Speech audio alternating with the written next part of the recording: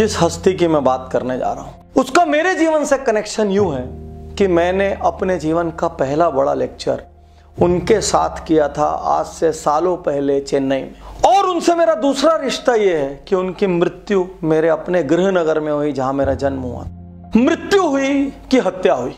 यदि आप YouTube ढूंढेंगे, यदि आप इंटरनेट ढूंढेंगे तो सैकड़ों कॉन्स्पिरेसी की थ्योरीज मिलेगी। यदि मैं आज तक का उज्जवल पाटनी YouTube चैनल का रिकॉर्ड निकालूं और देखूं कि किस इंडियन पर्सनैलिटी पे सबसे ज्यादा रिक्वेस्ट मिली है वीडियो बनाने की, तो वो नाम सिर्फ एक है, राजीव दीक्षित।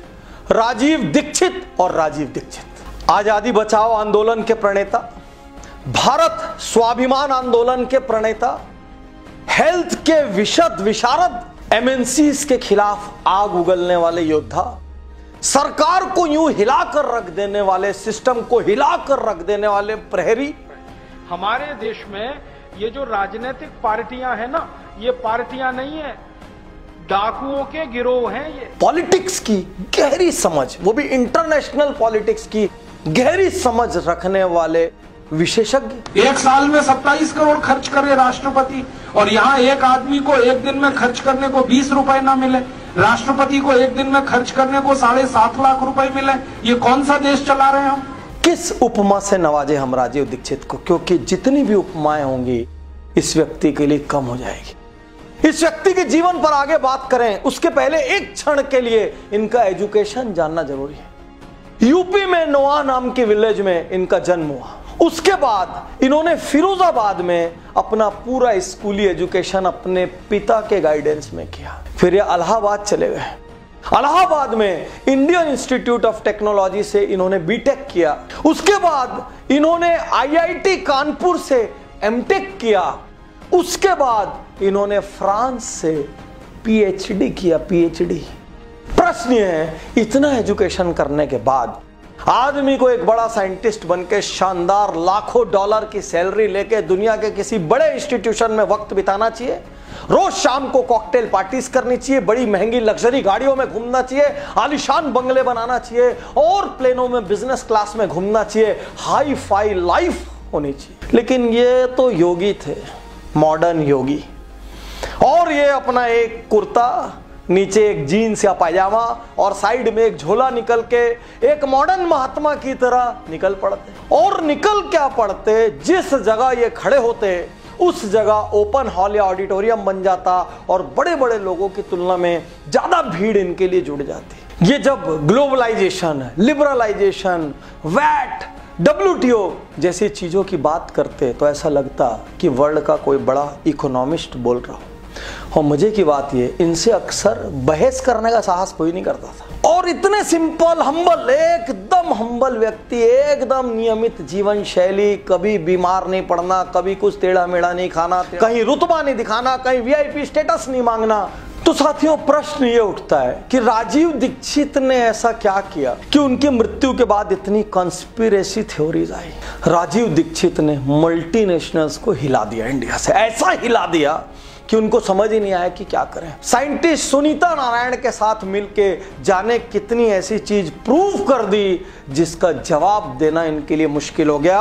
और यहां तक कहते हैं इनकी वजह से इंडिया में कोल्ड ड्रिंक्स की सेल में भयंकर गिरावट आई। यहां तक कि इन्होंने कोल्ड ड्रिंक को टॉयलेट क्लीनर और पेस्टिसाइड का दर्जा दे दिया। और ऐसे व्यक्ति से कोई परेशान क्यों नहीं हो जो कंपनी के पीछे हाथ धो के पड़ जावे और लाखों करोड़ों की जनता उसके पीछे चले। इन्होंने कुछ लोगों के लिए विख्यात तो कुछ लोगों के लिए कुख्यात एनरॉन कंपनी पर महाराष्ट्र में कोर्ट में केस जीता और उसके बाद सुप्रीम कोर्ट से भी फेवरेबल जजमेंट लिया। अक्सर लोग YouTube चैनल पर मुझसे कहते थे, पाटनी सर दम है तो राजीव दीक्षित पे वीडियो बनाकर दिखाओ, दम है तो उसकी फिलॉसफी का प्रचार करो, क्योंकि कोई यूट्यूबर हिंदुस्तान का राजीव दीक्षित पे और उनकी फिलॉसफीज पे इन डेप्थ वीडियो नहीं बना रहा है, सबको डर।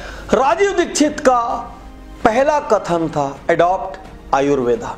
वो कहते थे भारतीय चिकित्सा शास्त्र इतना धनी है, हमारे अपने खेत में, हमारे अपने आंगन में इतने किस्म की जड़ी बूटियां, पेड़ पौधे उगते हैं जिनसे इंसान का पूरा शरीर ठीक होना तो छोड़िए, ठीक होना तो क्योर में चला गया, इंसान के शरीर में कोई बीमारी ना हो, इतना प्रिवेंशन किया जा सकता है।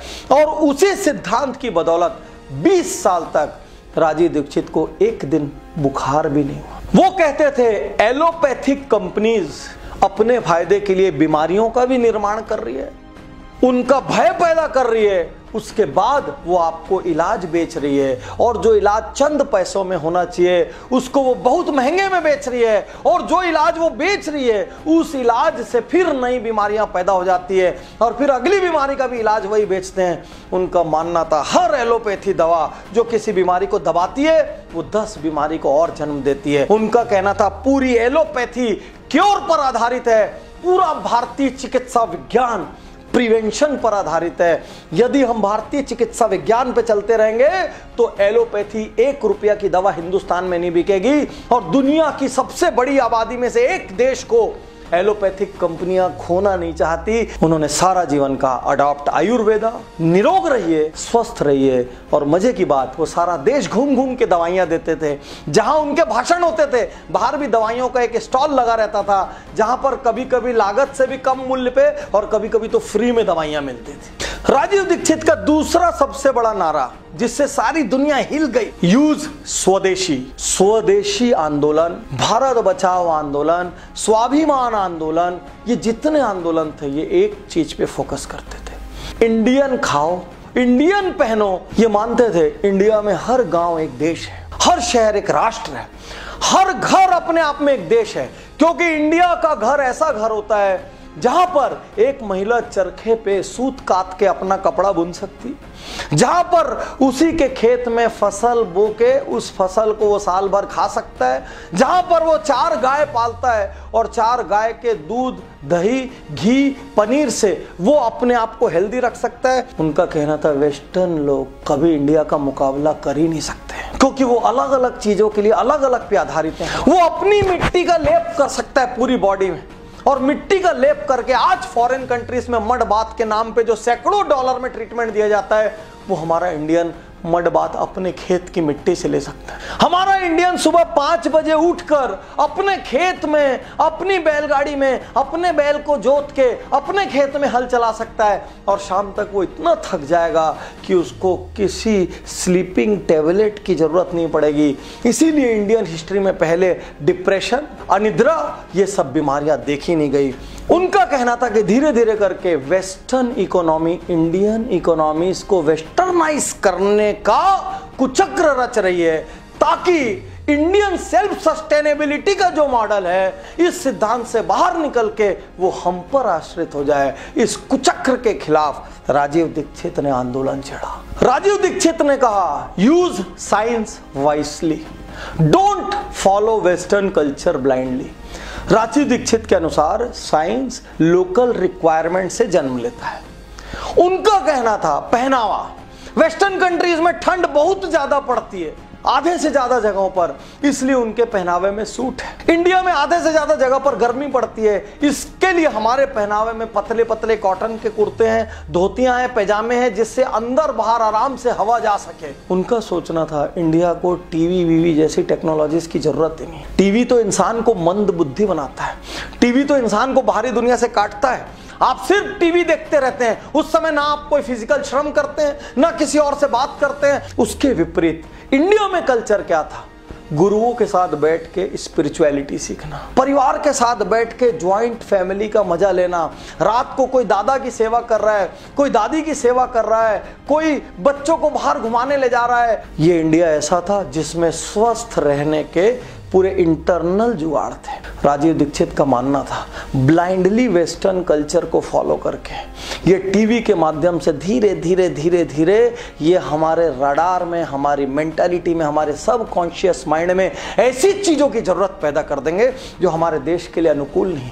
साइंस के नाम पर ये हम लोगों को धीरे धीरे अपाहिज बना देंगे। राजीव दीक्षित का मानना था उतना ही साइंस यूज कीजिए जितना आपके लोकल इकोसिस्टम को आवश्यकता हो। दुनिया के हर कोने को एक दूसरे के साइंस की कोई भी आवश्यकता नहीं है। राजीव दीक्षित के शिक्षा पे भी क्रांतिकारी विचार थे। उनका यह मानना था इंडिया में एक गुरुकुल परंपरा होती थी जिसमें कुछ समय के लिए घर वाले अपने बच्चों को गुरुकुल में भेजते थे, यहां तक कि राजा महाराजा भी भेजते थे।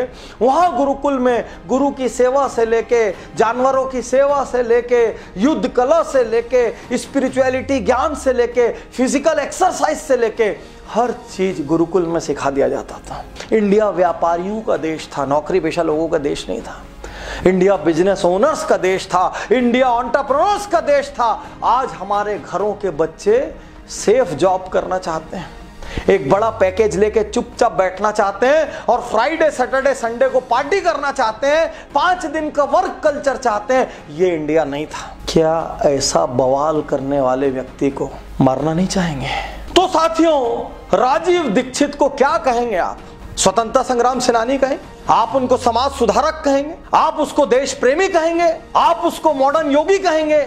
मैं आपसे कहना चाहता हूं, इतनी यंग एज में इतना सारा लिटरेचर लिखने वाला, बिना किसी भय के बड़ी से बड़ी कंपनी के खिलाफ ताल ठोक देने वाला, अकेले योद्धा की तरह निकल पड़ने वाला, टोटली समाज में विश्वास रखने वाला, टोटली सेवा में विश्वास रखने वाला, कभी एक चिकित्सक की तरह निःशुल्क दवाइयां देने वाला, कभी स्वतंत्रता संग्राम सेनानी की तरह आह्वान करने वाला, कभी वैज्ञानिक की तरह विश्व भर की लाइब्रेरीज में घूम घूम के रिसर्च मटेरियल निकाल के कंपनीज में केस करने वाला, एक जीवन में 50 जीवन जीने वाले व्यक्ति का नाम है राजीव दीक्षित। और मैं इंटरनेट में उठ रहे उन सैकड़ों प्रश्नों से सहमत हूं। क्यों मीडिया ने राजीव दीक्षित की डेथ को हाईलाइट नहीं किया? क्यों मीडिया ने राजीव दीक्षित पर कवर स्टोरीज नहीं चलाई? क्यों किसी ने उनके विचारों पे कड़ी प्रकाशित नहीं की? शायद इसलिए क्योंकि बहुत सारी एमएनसी से जो विज्ञापन आते हैं वो विज्ञापन बंद हो जाएंगे। इसलिए राजीव दीक्षित की मृत्यु जिन संदेहास्पद हालातों में हुई, मैं कोई गुप्तचर नहीं हूं, मैं कोई फोरेंसिक एक्सपर्ट नहीं हूं जो कमेंट कर सकूं, मैं इंटरनेट की बातें कह रहा हूं जो वाइडली पब्लिक डोमेन में अवेलेबल है। राजीव दीक्षित की मृत्यु जिन संदेहास्पद हालातों में हुई, वैसे ही हालात उनको मीडिया में प्रॉपर कवरेज न मिलने का भी कारण थे। मैं देश भर में राजीव दीक्षित के प्रशंसकों से आज यहां अपील करता हूं, राजीव दीक्षित को जिंदा रखिए। साल में अनेक बार राजीव दीक्षित के विचारों पर आधारित अनेक पब्लिकेशन करवाइए, कहीं ना कहीं कोई राजीव दीक्षित संग्रहालय बनाइए जिससे राजीव दीक्षित के विचार जिंदा रहें और आने वाली नई पीढ़ियां जो बड़ी बड़ी डिग्रियां हासिल करके सिर्फ सेफ जॉब का सपना देखती है, वो इससे प्रेरणा लें और ये सोचें हमें भी अपने देश के लिए करना है। मेरी टीम में 2 ऐसे सदस्य हैं जिन्होंने राजीव दीक्षित के साथ दिल्ली में लंबा वक्त बिताया है और मेरे सबसे खास दोस्तों में से एक के घर में राजीव दीक्षित ने बहुत लंबा वक्त बिताया है। राजीव दीक्षित के विचारों का पालन किया जाए, उनके विचारों का सम्मान किया जाए, उनके विचारों को जिंदा रखा जाए और ब्लाइंड वेस्टर्न कल्चर से बाहर निकल के हम भारतीयता का सम्मान करना शुरू करें। इंडियन बोलने पे हमको शर्म नहीं आनी चाहिए, इंडियन बोलने पे हमको गर्व होना चाहिए, गर्व। शुक्रिया, धन्यवाद।